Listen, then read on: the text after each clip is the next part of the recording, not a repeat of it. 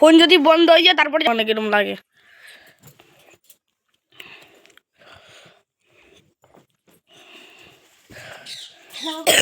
এখন আর good morning বলছি না, যেহেতু অনেকটাই বেলা হয়ে গেছে। এখন বাজে 11টা।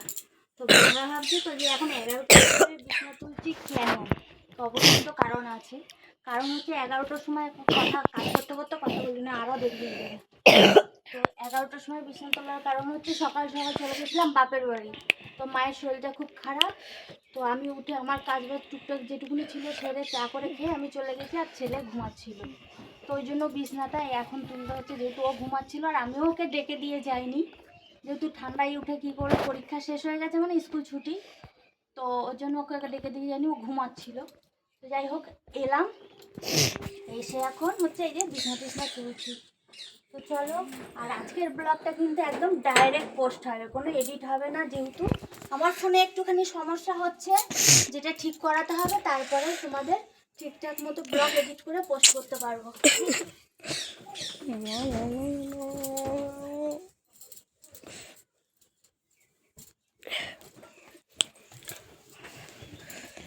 এই যে টুপি। ও মা, কতক্ষণ ধরে বয়ে থাকবো আজকে?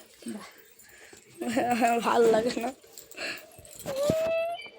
ছেলেকে একটু বলেছি ক্যামেরাটা ধরতে, দেখো কত রকমের গানও করবে, শুনতে পাবে তোমরা। ও মা, পারবো না। এক্ষুনি বলো খেলতে যেতে, দেখবে এক্ষুনি খেলতে চলে যাবে। দাঁড়াও, পারবো না। ও মা, বন্ধরা ঘরে যাবো না।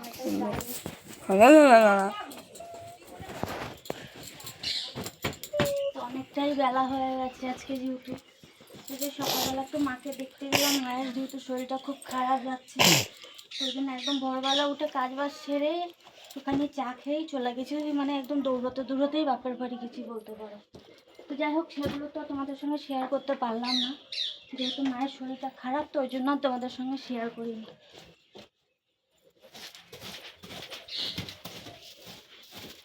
তো এত বেলা অবধি বিছনা পড়ে থাকার কারণ ওই যে ছেলে ঘুমাচ্ছিল, যার কারণে এতখানি বেলা বিছনা তুলতে। আমি যাওয়ার আগে যদি উঠে পড়তো তাহলে তো সবটা গুছিয়ে রেখেই যেতে পারতাম। তো চলো বিছনা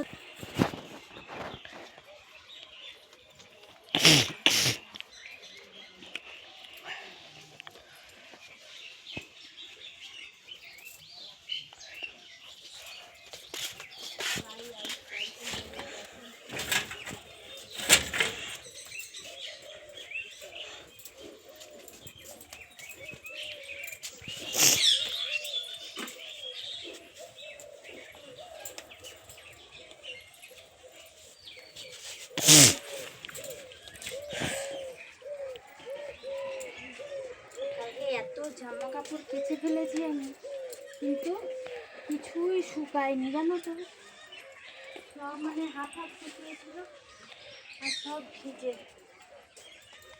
আর রোদটাও কালকে ততটাও ভালো ওঠেনি বলে আরোই শুকায়নি। তো আজকে রোদটা বেশ সুন্দর উঠেছে, এরকম রোদটা যদি কালকে উঠতো তাহলে জামা কাপড়গুলো আমার সব শুকিয়ে গেছে।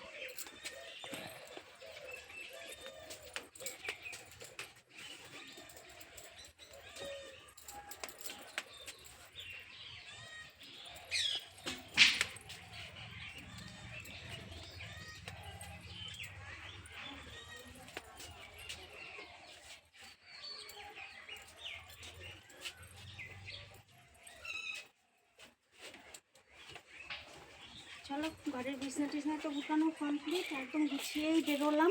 সবটা তোমাদের সঙ্গে শেয়ার করা হয় না, তো যেহেতু ওই যে বললাম একটু ফোনটায় অসুবিধা হচ্ছে, যার কারণে আমি সবটা তোমাদের সঙ্গে শেয়ার করতে পারছি না। ফোনটা একটুখানি ঠিক করে তারপরে সবটা তোমাদের দেবো।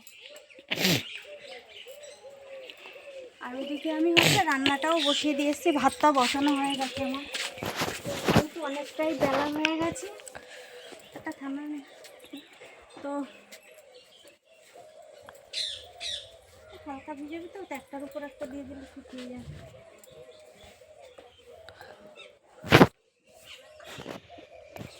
তো চলো, জামা কাপড়গুলো মেলা করা কমপ্লিট, রান্নার দিকে বেশি হবে।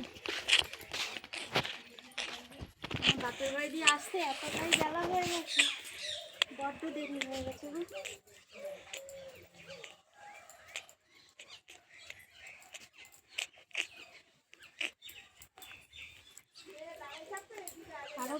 করে দেরি হয় কেন বলো তো?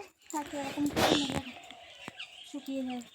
বিশেষ করে বেলা হয় আরও হচ্ছে যে স্কুল ছুটি আছে, স্কুল ছুটি আছে বলেই আরও দেরি হয়ে যায়। নাহলে স্কুল ছুটি তখন রান্নাবান্না সবটা করে। চলো এখানে রান্না করতে দাও একটা ডিম খাই। ও মা, কি তো আমার ছেলে একটা ডিম সিদ্ধ খাবে। থাকা রেখে দাও, হ্যাঁ রেখে দাও। দেবো, বাটিতে দেবো কেটে। না না, থাকা রেখে দাও। তো এখানে আমার এই দেখো ভাত প্রায় হয়েই গেছে। দেখো আমি ভাতটা এসে বসিয়ে দিয়েছিলাম। অনেকটা বেলা হয়ে গেছে আসতে, 11টার সময় ফিরেছি। মানে